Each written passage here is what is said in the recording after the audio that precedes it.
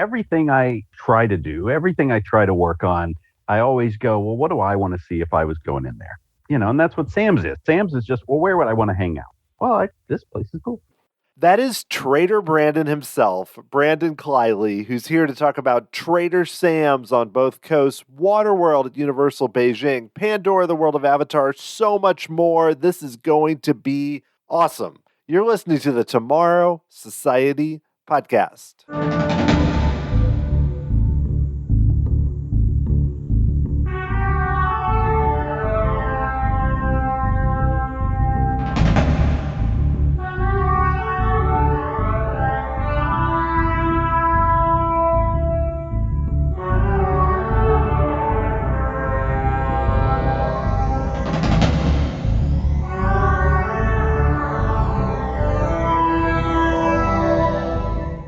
Thanks for joining me here on episode 160 of the Tomorrow Society podcast. I am your host, Dan Heaton. I hope that you're all doing well as we roll into February. I don't know about you, but I am here in the middle of Missouri and I am done with cold weather. I've had it. I can't wait for it to get warmer so I can get outside, maybe go to some parks and just enjoy the spring. This is brutal. But what is not brutal is this episode. I had such a great time talking to Brandon Kleyla. I love the way that he was able to do so many big projects just from being in the right place at the right time, but also being willing to take a shot and not totally understand everything up front, but to learn it. And then to get to do really cool things like Trader Sam's, Matterhorn, Buena Vista Street, Pandora, so many things for Disney, and is now working for Universal, worked on Beijing, currently working on Epic Universe, just a lot there. And I also just enjoyed talking about theme parks. We easily probably could have gone down various rabbit holes about parades, old characters. We even talked about 12 Monkeys for a little bit. And for me, that's what I really enjoy about the podcast, where it goes beyond just, hey, what did you do on these attractions? But just becomes a cool, fun conversation. And that's definitely the case with Brandon. He's doing a lot of cool stuff with Trader Brandon, his books, all the other pieces he's offering there. I'm just thrilled I got the chance to talk with him because it was super fun and hope that we get another chance to talk down the road. And I want to get us to this interview, so let's do it right now. Here is Brandon Kleyla.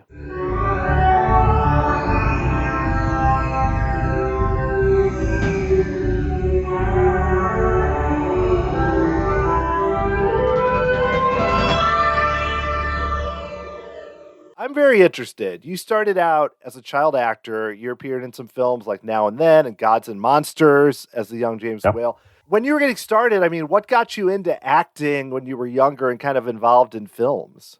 It was mostly, my grandfather was an entertainer of sorts. He was a band director. He was a music teacher. So he was very, very much crucial in that part of my life as far as, let's put on a show. So that was a big part of it. And then growing up in Florida and going to the theme parks all the time and running around and, watching the Indiana Jones Epic Stunt Spectacular and watching Streetmosphere at the parks and Hoop-de-Doo and, all the entertainment stuff, especially Dreamfinder and Figment and, all that entertainment of the mid 80s. So yeah, it just became a thing. And I did theater. I did local theater here in Florida. When I was 7, my first paying job was $75 a week, which is about the same as I'm getting now. No. And then it just kind of went from there. And then, like you said, Now and Then shot up in Savannah, Georgia. So we went up there and did that. And it just kind of became a great, fun thing that I still try to do whenever I can. I miss it. Did a little bit of voiceover work in my time. That's kind of that's the short version of the story for sure. Getting the chance to act when you're so young. And then you mentioned going to the parks a lot. Like, what was your interest there, or what did you enjoy when you were going to Disney World, or even if you got to Disneyland when you were younger? Oh man. Yeah. I got to Disneyland in 96. So for the first chunk of my life was all Disney World. We lived about an hour and a half or so away, which oddly enough was as far as we lived away from Disneyland when we moved to California. So yeah. And back in the 80s, it was, you didn't have to make a reservation. There weren't magic bands. There were, you had a ticket, you went to the park. Yeah. There weren't fences around the pools. We used to go to the pool, have dinner, go home. That was a park day. That was a Disney day. So yeah, it was just a great place to go. And then obviously when you're little and you're at the, right age and there's Purple Dragon you can go play with every day is huge. And singing bears in Frontierland. And I remember very vividly they used to do a Frontierland like shootout in the 80s that was awesome. Yeah. And they'd fall off the roof and that was great. And you just see, just vicious, badass looking cowboys just sitting on rocking chairs in Frontierland. And that was awesome, and that's a big thing that I'm always pushing when we do projects. And yeah, we need more live street atmosphere type, entertainment always. Definitely sets your scene. So yeah, it was just growing up at the parks and then eventually one day realizing that there were people that made that. When you're young, you just think they magically appear and there they are. But then, yeah, you eventually realize that, oh, this is a job, which came many years later. But yeah, it was definitely a thing that piqued my interest and turned my head, that's for sure. Yeah, I went a lot as a kid in the 80s and 90s. We drove up from Missouri, and they definitely seem to have more of those. I mean, even more recently at the MGM Studios early on with the Streetmosphere, but like you mentioned in Frontierland and everything, there was always something weird going on. And I don't know if that's possible now because it's so much more crowded. But it made a big impact on me, too, because it was not just the rides. There was all these other things, which you still see in a lot of parks. But I don't know if you see it as much there. It's just it's a different setup. Yeah, I think they got too crowded, honestly. And, it's such a I hate to say it, but it's such a chore to go to the parks now. Yeah. Like, it's so much work. And I had to make a reservation yesterday because I've got to go look at a couple things. And it was like, I was so frustrated by the time I made my reservation, I didn't even want to go. Like, I was just like, I'm done. I'm over it. I don't care. But yeah, back in the day when, you had Dreamfinder Figment at Epcot, you had Gyro, the robots in Future World that walked around. Like, there was just so much life to everything. Frontierland and there's just so much going on. And yeah, I feel like now there's just, they'd be lost in the crowd. You'd never be able to even find them in a crowd, much less, wait 6 hours and then when PhotoPass came in, I think that killed a lot of it too. Cause it gone were the days of just stumbling upon a character and spending your day with them. I have tons of pictures when I could barely walk, just holding Dopey's hand and walking through Fantasyland. And you're like, you'd be mobbed now if you tried that. Yeah, it's a different era for sure. And a lot of it, like you said, makes sense for the crowds, but I have similar pictures of me with the Big Bad Wolf or Winnie the Pooh or all those characters. And there were so many more characters. Oh yeah. Weird old there ones. There were characters for everything. We had the weird, you find what's their name from Pinocchio? They come out every once in a while, but like Gideon and Longfellow, and you're like, holy smokes, and now they bring them out as a special occasion. Right. But a couple years ago, I was in Magic Kingdom, and they had the Robin Hood gang was out, and I was like, I'll wait in line. Yeah, no problem. And I'll wait in line for characters now, but I was like, yep, that's happening. So yeah, there were so, you look at those. Now we're just going way okay. off. You talk about those old parades. Like, look up the parades of Magic Kingdom in the 80s. There's 200 characters in those. Like, they're endless. And my favorite thing was, back to the entertainment thing, every unit had their own live band. Yeah. It wasn't like just pre-recorded music. You were like, here comes Jungle Book. And there'd be a 20-piece marching band of guys in pith helmets playing Jungle Book music, and then here'd come the Robin Hood band, and and you're like, it was mind-boggling, and then you look at it now and you're like, okay, which is probably why I'm so temperamental when I watch parades now, or I'm like, it's not as good as it was. It's not 25 minutes like some of those early parades, right? They were, and I even think back, I remember the one parade, and I think the float is actually still functioning, which is really funny. I think the last time I saw it, it was used for Pirates of the Caribbean. But there was floats with Davy Crockett on them with the Country Bears. Right. That's amazing. That's so good.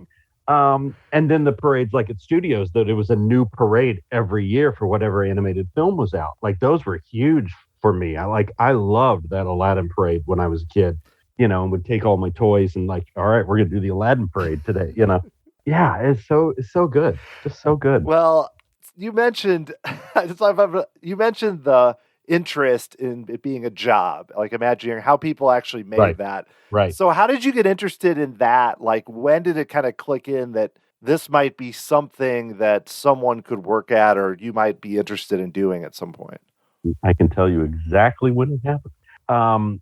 So when Disney Vacation Club opened, my family and I, I was young, but we bought in, and we were actually the first family of father, mother, son, daughter, I think there was a husband and wife before us, and we were like member number 2 or 3. Mm-hmm. Like, I kid you not. We had to go in, my dad and I actually went in not too long ago and got new member cards, and they brought everybody out to look at the number on our card because it's so low. It was crazy. And there was only Old Key West, which at the time was Disney Vacation Club. It wasn't called Old Key West. It was Disney. That was it. That was Disney Vacation Club. But when you stayed there, they had Disney Magazine, which was a, publication. And I don't remember if you could actually subscribe to it. I think it was like a special Disney thing, but it was always in the room when you check in. So I always knew where they left them. They would leave them on that little buffet in the living room at Old Key West. And I would open the door, bolt to that, grab the magazine. And the magazine talked about, new movies, new TV, new rides, new stuff. Very little section in the back of the book about, this is what we're doing in Paris. This is what we're doing in Tokyo, and it was just so cool. One issue had 4, 5, 6 pages article on Tony Baxter. And it was, there he is. Yeah. Here's this guy who makes this stuff for this company called Imagineering. And I was like, what in the world? So yeah, ever since that, and then it's on my shelf over here somewhere, the big coffee table book for Imagineering, the Bible. And that was kind of it. And I was like, well, okay. And then I think what really did it was they had a group called Theme Park Productions, which was like the film group. And I was like, oh, I can do both, So that was kind of fun. But yeah, it just kind of spiraled from that. And then 20 some years later, turns into just a right place, right time luck situation. But I can't complain. Yeah. Well, I know you started ultimately working at Disneyland. I think before you worked for Imagineering, you did some work there during the 50th. Was it, when you went to work there, was it just like something where you thought it might lead then to that? Or was it more, wow, it'd be cool to work at Disneyland? It was totally, it'd be cool to work at Disneyland. Being in Orlando, being in acting, I had worked at Disney World doing brochures, commercials, that sort of stuff. So I felt like I had worked at Disney World. Okay, cool. Check that off the list. But I had never worked at Disneyland. So one day, a buddy of mine and I got bored and we drove to Anaheim. We're like, let's go get a job at Disneyland. It'll be great. And like I said, we lived an hour and a half, 2 hours away. We went in and I said, I'd like to work at Jungle Cruise, please. And they went, you can't pick where you want to work. That's not how it works. And I was like, yeah, okay. But I really would like to work Jungle Cruise, please. And they, okay, give us a minute. They kicked us out. They brought me back in. And I remember the casting guy was like, why do you want to work here? And he flipped his monitor around and he had pulled up my IMDb page. Don't know how he knew to pull that up, but he pulled up my IMDb page. And I said, well, that's kind of why I want to work here. I said, and especially why I want to work Jungle. I said, I can act, I can perform. And if I'm driving 2 hours a day, I'd like to do something that's not just, pushing a button. So we did it. And my buddy backed out. He's like, yeah, I'm not driving 2 hours every morning. You're on your own. But I did it for about a year and a half. And yeah, there was never a thought, I don't think, of I'm going to do this and work my way up. It was just like, I just want to hang out at Jungle. That sounds fun. And yeah, did it for about a year and a half and, made no money because all the money went into food and gas to drive 2 hours every day. But I did it and it was cool. And I miss it terribly. Oh, I can imagine. I think everyone, from what I've heard, who does, so what was that like for you? Actually being a skipper and choosing the jokes and doing all of that. I mean, what was that experience like? It was great. I loved Indiana Jones. I loved that genre. So I was like, yeah, Jungle's my thing. And yeah, it was great. It was a lot of fun. The script was great. The script is, like a small white pages, it's a small stack of paper and every scene has 5 or 6 options of jokes. So you just go through and pick the ones you want to try. And after a month and a half, you kind of go, okay, now I know which ones work. And then you just work them, every 8 minutes. You're just working them. So I primarily had the same spiel every time. And it's just some stuff would hit, some stuff wouldn't. But it depended on who was in your boat and their sense of humor. But it was cool. I remember I always used to play it really serious and, definitely played it as real, despite my trainers wanting me to, turn around and face your guests. I'm like, if I do that, I'm going to hit the wall because I'm driving a boat. I have to focus where the boat is, So I always played it, they were behind me over because I was steering. I was, and you'd get the timing down on the turns and it looked cool. But yeah, it was a blast. And then you're cool. All the jungle skips are that you're one of those guys. Okay, got it. Because aside from us, it was only storybook canal boats were the only two spieling attractions in the park that you could do. So it was fun. Yeah, and you got to do a little more than the canal boat drivers in terms of telling jokes. Well, and we got guns. Yeah, so you got to by the time you just shoot the gun in the air. When I was a kid, they used to shoot the hippo, which I always thought was a crazy thing. I mean, in theory, but sure, not actually shoot the hippo. Yeah, we shot them in the air, but they're, it was still cool. And they were, they're real Smith & Wessons. Like they weigh a ton. They're legit. But so there is an element of, that's the only gun I've ever shot in my life. But, you pull into the dock, and I always used to play it really serious because you would unload your boat, you would pull up to no man's land, and then there was the load station. So I'd wait in no man, and I would always reload my gun there and play it so serious. So that every little kid that I knew was going to get in my boat was like, holy crap, that guy's got a gun. Where are we going that he needs that? So that was fun. That was a lot of fun. Excellent. How did you ultimately get started doing some projects for Walt Disney Imagineering, which I know was before you joined full-time, you did some projects for them before that. Yeah. Back to the right place, right time scenario. I had met some guys that worked at WDI and just kind of one day, hey, let's go to lunch. Let's get together, that sort of thing. And then as always, it carries me through life almost of I'm going to ask, tell me no, but I'm going to ask. I have no problem with that to this day of going, well, I'll go ask them, what's the worst thing they say? No. Okay, then I won't do it. So yeah, I said, hey, what do you got to do to work here? Which, no one ever asked that question at Imagineering. But the timing of it was great. So my buddy Josh was actually getting ready to go and show direct Great Moments with Mr. Lincoln when that got its revamp and needed somebody to replace him at his day job. So that night we went to lunch, and then that night he was like, hey, shoot me your resume, Photoshop and everything. And I said, yeah. And I had an interview maybe 2 days later. And another thing that carries me through, which I don't necessarily recommend to everyone. But in that interview, they were like, oh, do you know how to use this machine? Yeah, absolutely. Not a clue. Do you know how to do this? Yeah, I know how to do those. Not a clue.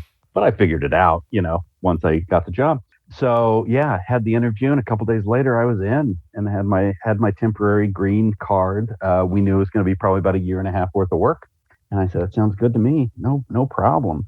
So yeah, did that for a year and a half, ran the print department, which was kind of all the presentation boards, big artwork that would go into the parks, like the traction posters for the tunnels, and did all that sort of stuff. But kind of could be a mindless job at times. But the cool thing was there was not a single thing in that building that I didn't know was happening because I was printing it all. So it may not have seemed like a glamorous, job just to sit there, but it was like I knew. If anything else, in that year and a half, I learned how that company worked and thought, and who all the players were, and who was doing what. So it was kind of a great learning experience of being in there. Yeah, because it's really hard to get that kind of training. You could read every book in the world, but it's not going to tell you, like you said, who makes decisions really and how things go, even if you could be there for years and not know that info. Oh, absolutely. Yeah. And it was cool watching stuff come into print and be like, okay, that looks neat. And then a couple weeks later, you'd print it again and go, oh, they changed that. Wonder why they changed. Oh, that's interesting. And you just watch the progression of stuff happen. And everybody would come in and go, hey, is my poster ready? And you'd go, hey, question, why'd you change that? Or whatever, and everybody was great. So yeah, you could really, really learn a lot just by having your feet in the fire for sure.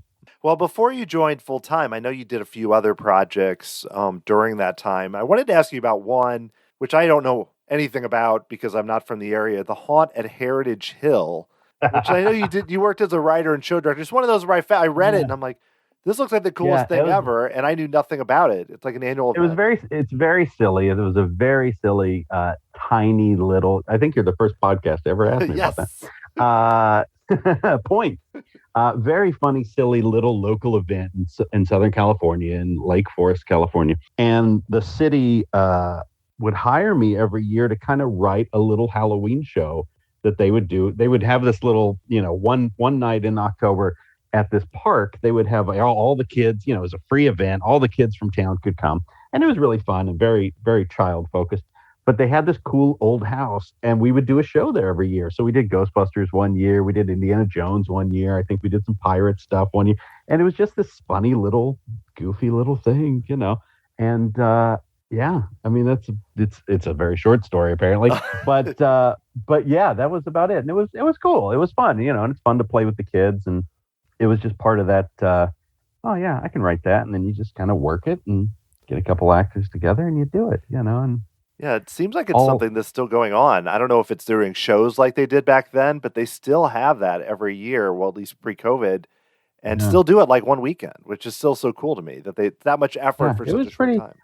It was pretty neat. Yeah, it was pretty fun. And, they weren't the greatest shows, but it was very entertaining to a 5-year-old. It was pretty good. It's not always easy. No, and, no money. I mean, no budget at all. It was like, hey, here's $200, make something happen. You go, okay, why not? Definitely.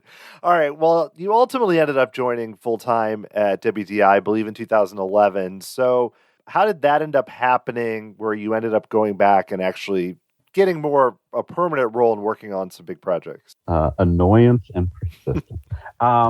So yeah, when I got laid off the first time, I said, hey, if you ever need any help around here, give me a call, whatever you need. I'm an hour away, whatever you need. So they did, thankfully. And, I would come in one day when there was a, big, crazy presentation coming up and they needed help. I'd run in and run one of the machines, and Josh would run a machine, and, we'd get that done. They did play testing for New Fantasyland, and I came in and stage managed that because they went, oh, you do theater stuff. And I was like, yeah, sure. So we did that, and I did lighting, just literally random jobs around Flower Street. It was just, well, go call Brandon. He'll do that, and I'd come in for a couple of days and whatever you need, cut foam boards, who cares? Nobody cares. Just do it, just get back in the door. That was the point. So one day they called and said, hey, can you come and document props and just take pictures, and document, you fill out your dry erase board with the prop number. You take a picture of the prop with the board. You do, and you do it 400 times. And I said, sure, it sounds great. And I came in, and the person in charge was like, hey, do you know how to use Photoshop? Yeah. Do you know how to use Excel? Oh, sure. eBay? Yeah, okay, great. And then they just handed me projects. I don't know if they didn't know why I was actually there, or if they just went, yeah, sure, what the heck. But I had 2 vacation club kiosks in Tokyo, and they were like, here you go. And I said, okay. And just went online, started buying stuff and propped them out. And then about 2 weeks after that, Trader Sam's got announced, and I kind of jumped all over that, obviously with working jungle and everything else, and went into my boss's office and I said, hey, can I do this? And he was like, well, that's not really how it works. You can't just pick what you want to do. But I was like, what? And I pled my case, and I said, well, I worked jungle and I did this. And he got me a meeting, and we kind of just went from there. So did you have much history with purchasing props or set decoration? I mean, you had done those shows that we just talked about, but right. Is that something you had gone to school for or done a lot of work? I'm just curious because, you obviously did well at it when you got the chance. Right. Yeah, no, not really. I mean, you can see it now, but people listening can't see the background of my study here. But it's I'd always collected stuff and movie props and all that. So that was about the extent of my knowledge. And I mean, I definitely learned very quickly. Again, you jump right into the fire and you figure it out, and then you're dealing with fiberglass as opposed to this, and you got to do this, and there's got to be fire coating, and there's got to, you learn all that very quickly. But no, I had never thought about, I'm going to be a set decorator. That'll be great. Never entered my mind. But a great gig, and it's one of those that I'm really, again, doesn't really sound the most glamorous, and a lot of times it isn't. But it's definitely one that's great, because I was talking to a friend at work the other day about how people can spend their careers and work on stuff that never sees the light of day, that never goes into a park. But in the prop department, by the time it hit my desk, it's going, it's going in. That's why we're here. Now we're buying stuff to decorate it. So yeah, pretty lucky to, there's probably 25, 30 shows or whatever that are in parks today that I worked on, which is crazy. Cause yeah, there's people there that were there a lot longer than me that maybe have one thing that went into a park. It's nuts. So yeah, I'm pretty happy and thankful for that. Yeah, you're on the ground doing it too, where it's a lot different than, I've talked to a lot of people that worked on concept art and everything, and all that is very important, but you're kind of on the side where then you're taking some of those and then making it the world in a way. Yeah, I always said we're the ones that come in and make it real. We make it look lived in, we make it look messy, we make it look, whatever. I always like to point out, like, the Tower of Terror library, without props, that's just a room with wooden shelving. And then props comes in and puts in every book, every artifact, every cobweb, all of that is props. So yeah, it's a pretty boring room and pretty empty without us. So it's kind of a crazy thought that a lot of people don't know what props is or what we do, which is always great. Which is always fun, that every time you start a new project, you have to explain why you're here. But yeah, we come in and make it look real. It's nuts. Well, you mentioned Trader Sam's, which I know you were very excited to do that. But do you have much history with, and I'll admit up front, I'm not an expert on Tiki and Trader Sam's. And so I don't want to play off like I am, but I'm curious, do you have much history with Tiki or being interested in that well before you actually started that? Not really. I mean, I knew Tiki as much as probably the next guy, which means I used to go to the Enchanted Tiki room a lot when I was a kid. I've done that. And then I did that. And I remember my dad's aunt worked at a motel over on the beach in Daytona, the Aku Tiki, which had a giant tiki as the marquee, which I remember always seeing when I was little. But that was about it, really. I went into it with my Adventureland more mindset than Tiki, which even today, I don't really think of Sam's as a Tiki bar. I think of them as an, Adventureland watering hole type of thing. When we really got going, we went around and looked at a lot of Tiki bars in LA and in Southern California. And then I eventually was like, I don't want to see any more, because I don't want anything to go into my head that I copy. Mm. I don't want you to walk in and go, oh, that's like the light at Tonga Hut, or whatever. I didn't want to do any of that.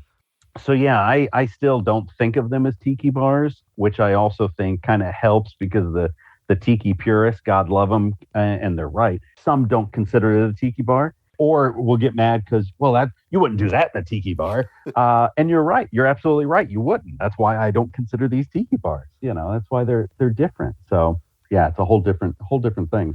So when you're going to something like Trader Sam's and you have this empty room that has very little, it has a bar maybe, or just very... There's a bar. There's a couple bar stools. Yeah. I mean, this is like the question you could probably spend 3 hours on, but how do you go about buying pieces to fill that, or how do you plan that out? Because to me, it just would seem, I think about it and I think, sure, you could buy a lot of things, but how do you figure out where they go and how to organize it? Yeah. Or do you? That's the next question. So with that one, I started out, I did a Photoshop elevation. I took our walls, I put them into Photoshop, and I just started laying things in. I went, ooh, that mask will fit there. That picture fits there, blah, blah, blah. Started doing that. And then I went, you know what? I said, if we stick to the story of this, that these are out of work jungle skippers, these are off-duty jungle skippers that are helping their buddy Sam decorate their bar. These aren't guys that are going to use a level, right? These aren't guys that are going to be like interior designer. These are goofball drunk skippers. So I did like one wall laid out, and then I was like, all right, I'm done. And then I didn't lay anything out. And so then I went and bought for a year and a half, bought all the props. There's about 1,500 or so props in Anaheim. Bought everything, placed the big hero pieces where I knew those would go. right? I knew I needed stuff above the bar. I knew I needed this big mask over here. Did that. And then we would just put stuff up as it came out of the crate. Like you'd go, hey, look at this. This is kind of neat. And one of my installers would go, ooh, let me see that. And he'd put it over here or whatever. And we just kind of did it, and that doesn't work for all projects by any means. But it worked for Sam's. Like it fit the story that, it took me about a week to break them of using a level when hanging pictures. Because when they install pictures at the Disneyland Resort, they're perfect. They're straight. They're, and I was like, just eyeball it. Don't make it crooked. Don't make it cartoony crooked. But again, if these guys are just putting up pictures, they're not going to be perfect. So just a little off, And yeah, we just kept layering stuff. We used everything. And it just kind of went from there. Other projects, you go through the one I'm working on now. I yesterday was doing this frame needs to go here and this. Okay, for 8 inches to the left of that, let's put it, and you're making it a little more precise because that's what that story calls for, But yeah, Sam's is a ramshackled drinking hole, so yeah, it can be a little sloppier. Yeah, it's it fits like you said with the whole story. Yeah. So I've been there, but I wouldn't say that I know every inch of it. I would love to spend more time there at some point. But what are some of your favorite little details or favorite parts of, either Florida or Anaheim, but just that you like? I think the fact that we got to do 2 different ones still baffles me to this day. And I think that had to do with the fact that we didn't build them from the ground up. We shoehorned them into existing locations, which I think was the blessing on that. So the fact that we got to do 2 completely different ones, tell 2 completely different backstories, treat them like different adventures that Sam had in his life, is really, really cool. And then in Anaheim, Anaheim is much more Adventureland focused. It's much more browns and mahoganies and sepia and all that, as opposed to Orlando, which is just getting into Technicolor. And we mirrored the time periods of the locations they were in. So Anaheim is 1930s to 1950s. Orlando is 1950s to 1970s. So you could do different things, which was cool. But there's a ton of stuff. My favorite, which unfortunately has been removed, the family tree was a great gag. That was just a great, great joke. So obvious, but so good. To hang shrunken heads from a tree and call it the family tree. That's a good gag. Yeah, that's a Mark Davis quality gag right there. And then we did it again in Orlando, and it was the East Coast branch of the family tree. But I'm bummed. Yeah, it's so stupid, but works. Yeah, so it still works. But works so great. Yeah, there's so many props. I could, like you said, I could sit in there for hours and tell you a story behind every one of them, either where I got it or what it means in the story of Sam's. But yeah, there's so much stuff. But yeah, that's a we don't have time for that answer. There's way too many things in both locations. Well, I am sure there are better people than me too that could ask like really probing questions about each one of the items that might even be too much. Everyone listening, send Dan your questions and we'll address them in another episode. That would be awesome. Yes. just if I get enough, we could send Dan your questions, folks. Do it now. That'll make my job really easy too. I can just pause this podcast. Send Dan a question and then pause it and continue listening. Dan at tomorrowsociety.com, everyone. That's the email address. We're there. Do it. All right. Well, I want to ask you about other projects, but before I do that, I think it fits to ask you now about Trader Brandon and how you set that up. I know it was much later, but I think it fits with talking about Trader Sam's. With that shop. So what got you into doing that and just setting up such a cool collection of stuff? Yeah, it seemed like a good idea at the time. And then you have 100 items on your website. You go, what the heck? And you have a guest room in the house you can't even get into because there's so much merchandise. It started as people asking me to write a book about Trader Sam's and about the creation of Sam's. And I said, I can't do that. Disney will come after me, So I wrote a book called The Field Guide to Tiki Decorating, which was kind of things that I thought of when I did Sam's. And, if you're decorating your home bar, think about this and look for this. And, here's a tip and, that sort of stuff. And then that did well. And then that snowballed into, let's make a tiki mug. That'll be fun. Which snowballed into, let's make another tiki mug. That'll be fun. Which then went, let's do pins and let's do shirts and let's do hats. It just spiraled out of control. But thankfully, it's well received. People love it. I took a batch of boxes to UPS today, and then during the pandemic, during 2020, which shockingly is 2 years old now, I was sitting at home, and I like to do things just to challenge myself and just to get my gears going. And I was like, oh, I've never written a comic book. That could be fun. So that's where the Untold Adventures of Trader Brandon came from. We did 5 issues of a comic, which turned out really well. And then that again, if you're sensing the pattern, snowballed into we did a vinyl record soundtrack for it, which snowballed into Just Because I Am How I Am. We did an action figure. It's just stupid. The majority of everything on the website is stuff that I myself want.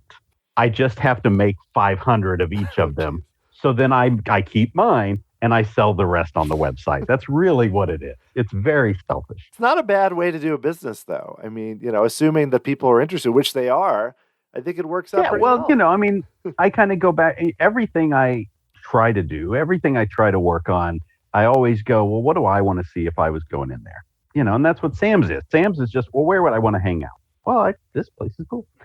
So yeah, merchandise is no different. What would I buy? I mean, clearly I buy a lot of stuff, but yeah, it's like, what would I want to buy? Oh, well, yeah, I want to buy a Tiki mug that's the Shankara stone altar from Temple of Doom that you can put a glow cube in and it lights up. Yeah, I'd buy that in a second.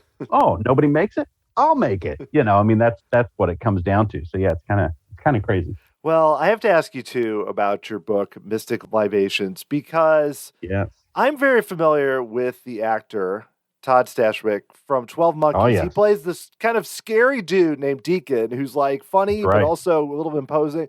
And then I see that you and him wrote a book together. And I was like, I have to ask about this because I don't know. I mostly just know it from that show. And I'm like, I'm trying to picture how this works. It's a very weird, it's a very odd thing to picture. So yeah, back to pandemic, which is fitting for that show, if for those of you who've watched. So yeah, during the pandemic, my wife and I went through a lot of television programming and things to watch. And one of the things was 12 Monkeys. She started watching 12 Monkeys. And we did that. And he's in it, obviously. And at the time, I was doing Trader Brandon transmissions on Instagram. And they were just, again, it's a pandemic. We gotta spend our time somehow. So I was like, I'm gonna do this little live show on my Instagram page, and I'll go through my phone and I'll pull out some buddies that are fun to talk to, and we'll talk to some people and we'll have a great time, right? I called Michael Giacchino. We talked about, write music for Up. Let's talk about that. I called buddies that were on Broadway and Hamilton, and let's talk about Hamilton, just stuff, just people.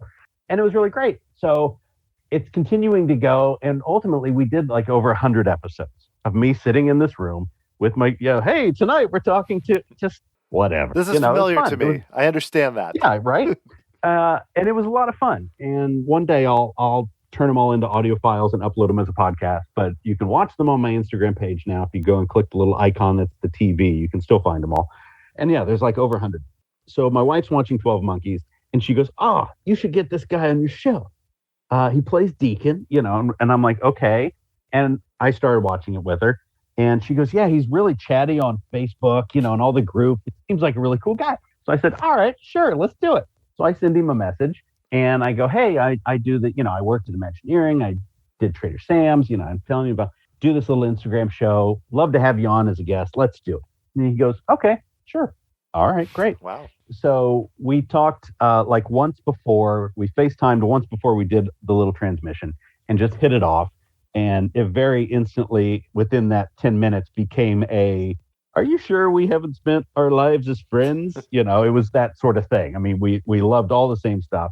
We loved all the same Tiki bar thing. I mean, we loved all the same movies. It was just a thing. The one thing that we did not have in common was I had never played Dungeons and Dragons. Todd grew up with Dungeons and Dragons. So he was like, how in the world have you not played Dungeons and Dragons? And I was like, I just haven't. I'm sorry. I just never did. Flash forward 2 or 3 days later, it's Easter, literally Easter Sunday. I get a box from Amazon on my front porch full of everything you need to start playing Dungeons and Dragons. And I'm like, where the heck did this come from? And, he calls, hey, did you get the box I sent you? So I go, oh boy, now we're into it. So still pandemic, he was running D&D games on Zoom, which is easy enough to do. I think a lot of people did it during the pandemic. And I would play and learn. I was learning how to play. But one thing I would do is I would make a drink recipe that he could include in the email for every game, so that no matter where the group of us were in the world, it was like we were at the same table. We could all drink the same drink while we're playing our game, right? Very, very chummy. So we did that, and we did probably 5 or 6 of them. And then eventually one of us went, hey, these are really good. We should put these all in a book. That'd be cool. And I was like, yeah, that'd be kind of fun. I haven't done that. Yeah, let's do that. That'd be kind of cool. So we put it on Kickstarter. We were funded in a day, and then it just continued to grow and grow and grow and grow. And I grabbed one of the bartenders, Roy, over at Trader Sam's in Anaheim, who, again, pandemic wasn't working. Roy came in and did all of our drink recipes. I pulled other artists that I either had found on online or worked with in Imagineering who weren't working. Hey, come on, we're going to do this. And we did it and cranked it out. There's over 200 recipes in it. There's a game that Todd wrote in it that you can play if you're a D&D player. And yeah, it just became this thing. But yeah, we just thanks to a global pandemic, we became best friends, and the rest is history. Which again is very fitting if you know that show, and very weird if you know that show. But that's where we are. Yeah, it is weird. I didn't even think about that when I asked the question. Just the correlation to, I hope we don't continue down that road. Nothing is a short answer either. That was a good answer. Yeah, nothing is a short answer, but and obviously, highly recommend if anyone has not watched 12 Monkeys, watch 12 Monkeys. It's a damn good show. And I'm not just saying that because Todd's a friend, but like it's a damn good show. Yeah. And the more you watch it, the more you pick up on stuff going, oh, that's the thing from like my wife and I have looped that show several times, and every time go, oh God, that's there. Oh, like I can't imagine being in the writer's room for that. It'd give me a headache. It's a good show for binging. We did it that way. We watched it after, straight shot, like in a few months. And if I was watching it over several years, I would not remember, oh, that's that thing from season 1 that they are now in on 4 or whatever. It would be one. No way. It would be horrible to watch live. Oh my gosh. Like it is, you have to binge it or you're going to get lost. Like do a season a day, people. Basically. Like that level of binging. Like, yeah, if you had to wait a week for every episode, it would be horrible. I would never have done it. No, I wouldn't have had the same impact. Okay, well, totally weird transition. We're going to go back to Disney attractions now. Okay, here we go. We're going back. But no, I just figured there's a lot of other things you worked on that I figure, we could cover a few. Couple things together. I know you did some work on Haunted Mansion at Disneyland when they put in the Hatbox Ghost, and then also the Matterhorn when they made some updates. So I'm curious, just as general, when you're going into it could be specific to those, but classic type attractions that have been in place since 1959 or the late 60s. When you're adding new things, like what's that process like in general, just to put in fun things? But then you're also working in something with so much history. Oh, yeah. It's horrible. It's horrible. It's a terrible feeling because you just know you're going to be the one that screws it up, right? That one prop that you put into the Haunted Mansion is going to ruin the whole place. So, yeah, it's terrible. But no, it's amazing. I mean, I remember being in the room. That was part of the Disneyland 60th anniversary. So it was Mansion, Matterhorn, Grizzly Peak, all 3 Ray Spencer projects. But yeah, I remember being in the room where we were like, okay, let's talk about Grizzly. Okay, great. All right, we're talking about Matterhorn. We're putting in the Horde scene. We're doing this. We're doing that. Oh, that'll be cool. That'll be cool. All right, so this next one we haven't announced. We haven't told anybody. It hasn't been leaked yet. We haven't done anything. Blah, blah, blah. Oh, by the way, we're putting the Hatbox Ghost back into Haunted Mansion. And I think, my soul left my body for a moment and then was re-entered. Because, yeah, you go, holy crap. Yeah, I want to do that. I want to work in the Haunted Mansion. And it's great. It was a crazy time because, like I said, we had those 3 projects that opened on the same day. So installation was a zoo. I had my Disneyland installation team working in the Matterhorn. Second shift would work over at Grizzly. And then I would work in mansion on my own mostly until, to place everything because it was middle of the night and I had already used my help. So yeah, we were kind of just doing it that way, but it was great. I mean, my God, to sit in, just hang out in the Haunted Mansion for a week in the middle of the night with nobody else in the building. One is absolutely horrible. Oh, yes. It's terrible experience. Horrifying. You just know everything is going to get you. But I did spend a birthday night in there, which is pretty wonderful and unique. That's pretty cool. But yeah, it's great. And then that one was pretty easy. I added some hat boxes. I don't know how many people noticed it, but there's the portraits in the attic of the bride and her grooms. I added a hat box to each one of those. So as you're working your way through the attic, if you really know the decor in there, you go, hey, that hat box. Oh, that hat box is new. Oh, there's another hat box, which obviously leads to there he is with all of his cart full of hat boxes and doing his thing. But yeah, great fun. And our man, Daniel Joseph, yes. Making that come to life as only he could. So yeah, it was great. Matterhorn was fun. I cannot stress enough how horrible it is to climb the steps of the Matterhorn. It is terrible. I don't wish it upon anyone. That first ramp that goes up the Matterhorn, to the left and right of those is a staircase. So to get up to work every morning, you're walking those stairs, and you're by the time you got up to the scene, you're like, I'm done. I'm out. Like, I'm done. I need a 20-minute. Give me a break. But yeah, that was a lot of fun to do that and make a mess up there and rebuild some bobsleds and skyway buckets and all that was cool. Yeah, it's all good stuff. I mean, I could very easily on half of one hand, call out the projects that were way more trouble than they needed to be, while the majority were just like, yeah, this is great. This is it. This is what it's all about right here. Well, you mentioned Ray Spencer, who I've talked with recently, and I know you also worked with him a bit on the Buena Vista Street updates and just in general with DCA, which changed so much. I'm just wondering what that was like to work in a park that essentially part of it almost became like a new place, even Grizzly Peak, for example. Yeah. It was cool. It was one of the projects that was way more trouble than it should have been, but it was cool and really cool to be able to go, at that time, I mean, now with Universal Beijing and all that, it's one thing to build a new park, but at that time I'd only been doing attractions. So that was a big deal we're going to redevelop this park and we're going to change, it's almost like building a new park. Everything was so drastically changed, but that one was fun and Ray's great. I remember one night we were dirtying up Oswald's gas station and Ray was out in the street by the gas pumps flicking like acid on the ground so that it had, it looked real where cars would pull up, they'd do their gas and the ground is, stained or whatever. And okay, makes sense. And I'm inside with paint on my hands, like grabbing the door frames and stuff, which led to the, the workshop, the service shop back there. So it made sense that guys would have grease on their hands and all that. And we were like, oh yeah, that looked pretty good. All right, we did it. That's pretty good. And we went home, no big deal. You come back the next day, spotless. Oh gosh. Custodial would come in the middle of the night, pressure washed the pavement because they thought a truck had made a mess and cleaned every bit of black paint off of anything in the inside. We were like, oh, well, we tried. Like, that's it. All right, well, it was worth a shot. It looked good for a night, Yeah, it was crazy, but no, that one was fun.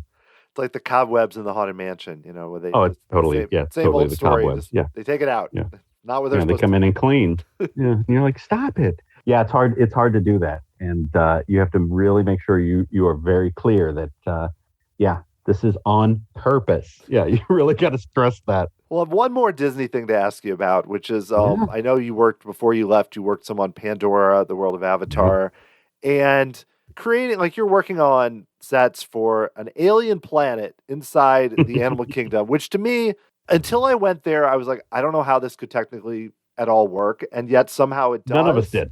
It's amazing how well it works. None of us did except for Joe. Baffling. I mean, how did that go? I don't know how long you were there before you left, but how did that go for you? I was on Pandora for 5 years. Oh wow. Okay. From beginning to, install.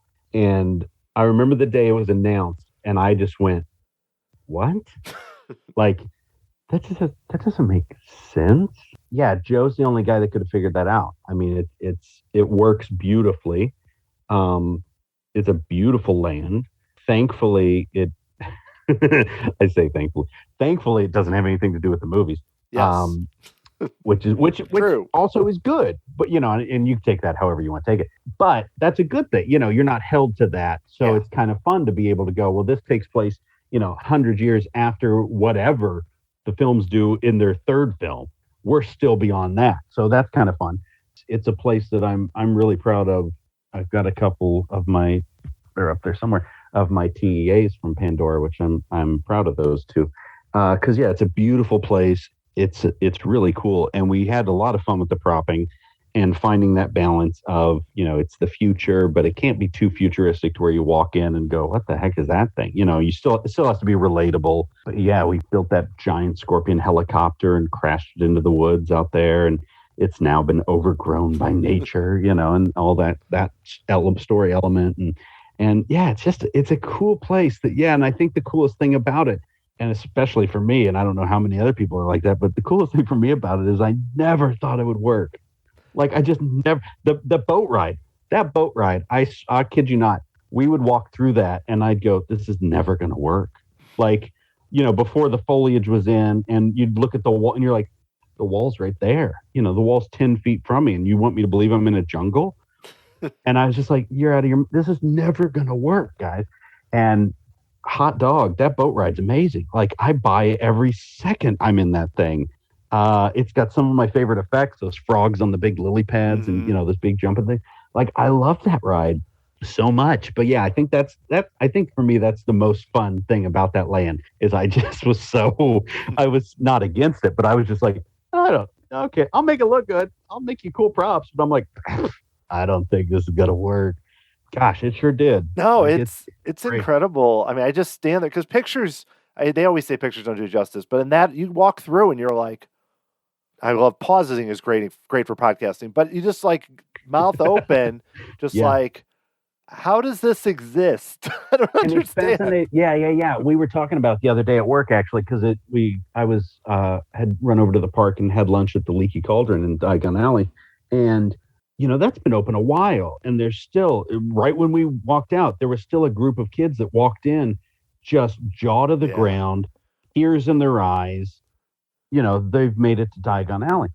And one of the guys I was with, who's with me now on Epic Universe, we worked on Pandora together. And I said, it's really fascinating that despite the fact that the majority of guests, I don't think really, I don't know if care is the right word, but they really, nobody's going, I'm on Pandora because I love the movie. Like, okay, whatever. Maybe there's a few.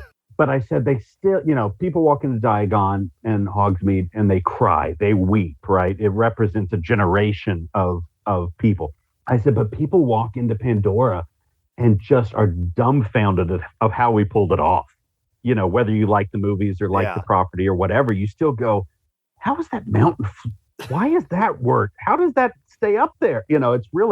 It's really glorious on that front that, even if you don't like it, you still go, my God, this is something, this is really cool. Yeah. And that's a hell of a test. That's a heck of a thing to pull off. Oh yeah. Yeah. It's incredible what came together. Well, you mentioned Universal. I know you went and worked there and worked on WaterWorld, the land at Beijing. First of all, that park looks, I've not been there, but that park looks incredible. And it's an amazing park. Yeah. You do WaterWorld too, given just how, knowing your background, like what's it like to design for something like that, where it's just so lived in and strange? It's the dream. I kid you not. So on Pandora, I had decided I was getting married. I had decided I was staying in Florida. And I'll tell this story because I found out the other day, one of my producers on Pandora didn't know this. And I was like, oh my God, I feel terrible. He's gone 6 years thinking I just left, because I left Pandora before we were even open. Right. And it came down to, I was wanting to stay in Florida, and my boss at WDI said, well, if you do, we don't have work for you. And I said, okay. And I had called around, and a friend was at Universal, and he goes, do you want to come work on Beijing? He goes, I've got something that I know you will weep at the chance to do. And I said, sounds good. All right, no problem. So unfortunately, I left Pandora before we really got hot and heavy into install, which is my favorite part, and left WDI. And I think everybody thought I was crazy because Star Wars was coming up and a lot of stuff, but they were already staffed. They had their crews. So it was either go to Universal Beijing or be unemployed after Pandora. So I had to have the awkward conversation with Joe and say, hey, I'm leaving. But Joe was great about it and very supportive and understood. So yeah, I jumped over. And when you go, well, I could have maybe stuck around and worked on Star Wars, or I could go do WaterWorld. And for me, that was clear as day. I was going to do WaterWorld. I love that movie. I love that show. I think it's the greatest stunt show that's in any park today. Should not have lasted as long as it does, but it has lasted that long because it's so good, because it's the highest rated guest satisfying live show that Universal has ever done in their park history. It is around the globe. It was requested by the Beijing government to be in the park. So yeah, it's like everything is great. And, for me, I'm like, yeah, I love that show. This is great. So yeah, it came around and I said, yeah, we're doing it. And it was a weird thing that we had gone through a couple different producers. Some of them were like, nobody knows the movie. Doesn't matter what we do with the props. Move on. Which was good for me because I was like, I'm going to make this legit accurate. Like, I'm going to make this so freaking accurate to the movie, it'll make your head spin. So we did that. I rebuilt a lot of the hero props that I thought were really cool, and then just had a field day with our team just making stuff for that world. We made a huge boat for the queue that's a smoker's boat out of a pontoon, and it's got like the cab of a 1940s Ford pickup truck on it, and it's got a flamethrower, and it's got headlights. It makes no sense, but it's, these are the bad guys, and it's very clear when you look at that boat that's wrapped in barbed wire and has skulls sticking out of headlights and all that. You go, those are the bad guys. My favorite thing, no one else would have been nuts enough to even pitch this idea other than me. Was we created a 14-foot tall statue of the Mariner, because I would want to see that, Yeah. So it looks like it's made out of salvaged metal pieces, and it's a tribute to the guy who saved their people, in the atoll. So yeah, it was great. It was so much fun. And then about the time we had shipped everything to Beijing, I got pulled over to Epic Universe. I didn't get to go over and install WaterWorld, which is killing me. I haven't done an install in a decade. And it's my favorite thing in the world is to be in the field with your steel toes on and making it all come to life.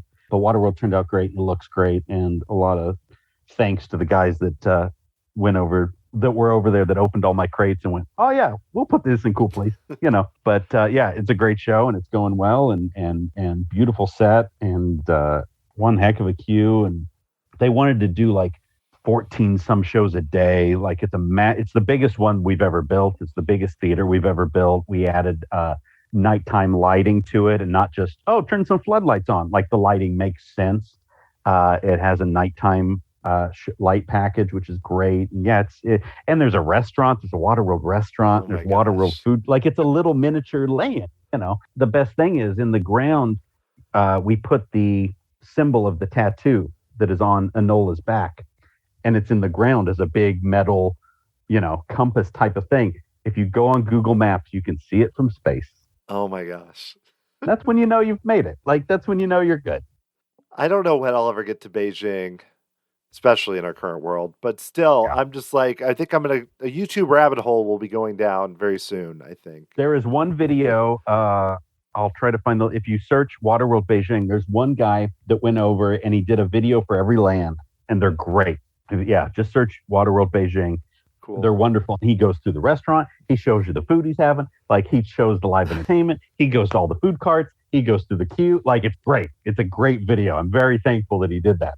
Stranger in the social media world that decided to document that. Yeah. Thank you, person that did this. Okay, well, one more project, then I have a few questions to close out. I wanted to ask you about the Sorrow Drowner because I read about it.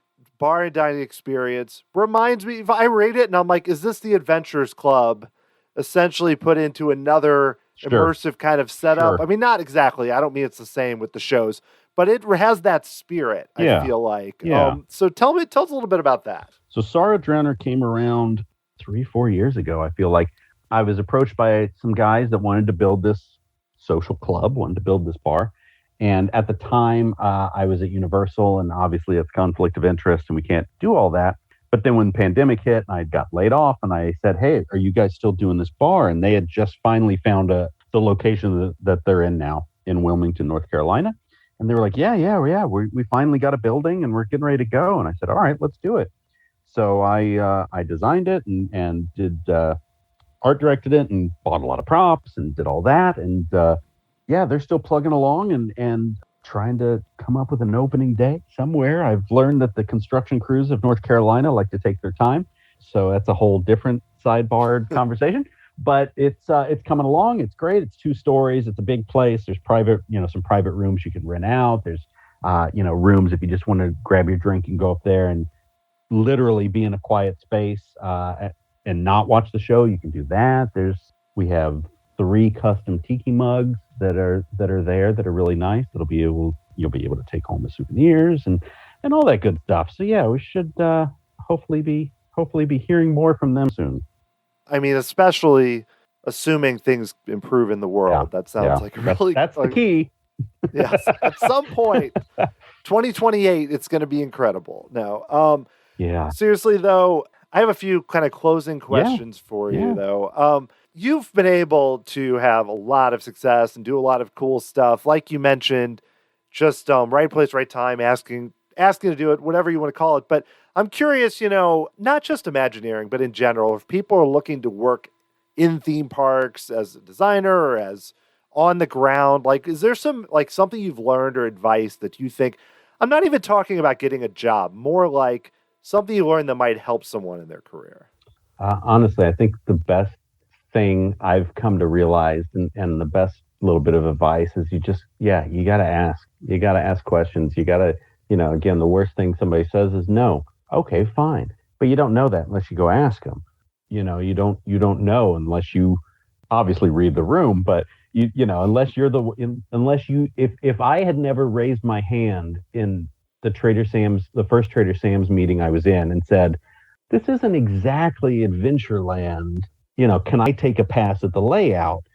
We wouldn't have the Sam's that we have, so you gotta take chances, and you gotta believe in what you're doing, which is always, I really try to do that. I try to approach projects no different than George Clooney picking his next movie. I try to go, okay, I see what we're doing there. I can get on board with that. I try, not that I'm picky. I'll do whatever anybody wants. Again, you don't get to pick what you want to do, kid, but I try to go, okay, that sounds good. That sounds fun.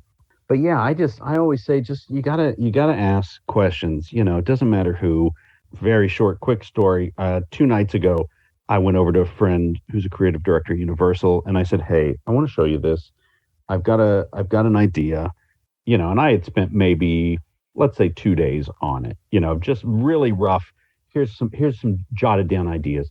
And this was 2 days ago. And I go into his office and I said, "I want to show you this." And I walk him through it, and at the right time, other people walk by, and he goes, "Hey, we should get this in front of, so and so and so and so, and we should probably really take this serious." And you're like, it's just an idea that I had. But if I hadn't gone over and gone, "Hey, look at this and tell me what you think," I'm not saying it's going to happen, but there's a better chance than if I had never brought it up. So it's always that type of thing. If you're comfortable enough and believe enough in what you're saying, then it's worth bringing up.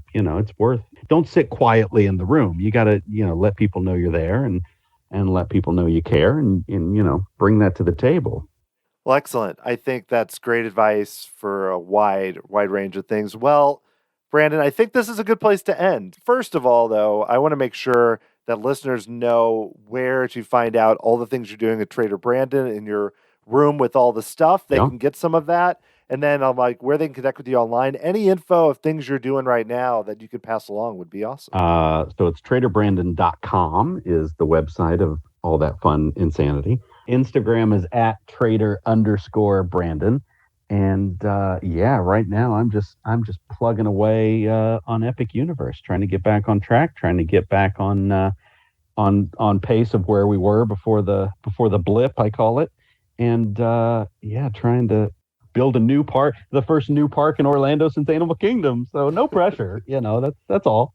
How excited should I be about Epic Universe? Knowing I know you can't reveal things, but just a little excited or really excited? Oh, I'd be pretty excited. I mean, if I, as a guest, as a fan, I walk by areas in our building and go, oh, God, that's going to be cool. There's things where I go, oh man, I can't wait to ride that. Like, that's going to be so fun. And, play it. Yeah, no, I'm excited, and it's going to be cool. Excellent. Well, Brandon, thanks so much for being on the show. It was awesome to talk with you. Yeah, and everybody send in your questions, and we'll do it again. Yes, Dan@tomorrowsociety.com. There'll be like one person. Fine, that's fine. I'll make it a long answer. Then. All right, thanks a lot. Well, that was really awesome. If you enjoyed this episode, there's really one simple thing you can do to help. Just spread the word about the show. There are so many great podcasts about theme parks and Disney and everything out there that it's hard to get noticed because so many people are doing an awesome job in a weird way. But tell your friends, family members, complete strangers when you're out on the street. Social media, of course, is a great way to do so. Anything you can do to spread the word, I really appreciate it. And you can also help out by becoming an official member of the Tomorrow Society through Patreon, getting access to some really cool perks. Go to tomorrowsociety.com/member to learn more. I love hearing from you. Shoot me an email, Dan@tomorrowsociety.com. Of course, you can follow me on Twitter at TomorrowSOC, Facebook, or Instagrams at Tomorrow Society. The music that you are hearing right now is from Adam Hookey and performed by the Sophisticated Babies. They're so good. I love it. Next time on the podcast, I am thrilled to have Daniel Joseph return to the podcast, the Chief Illusioneer, a wizard he's been called. He's going to come back and talk about Pandora, Rise of the Resistance, Space 220, so many other cool things he's worked on. It was awesome to talk to Daniel once again. I have a feeling you might enjoy this episode. Thanks so much for all the support. I hope you're all doing great out there, and I will talk to you again next time.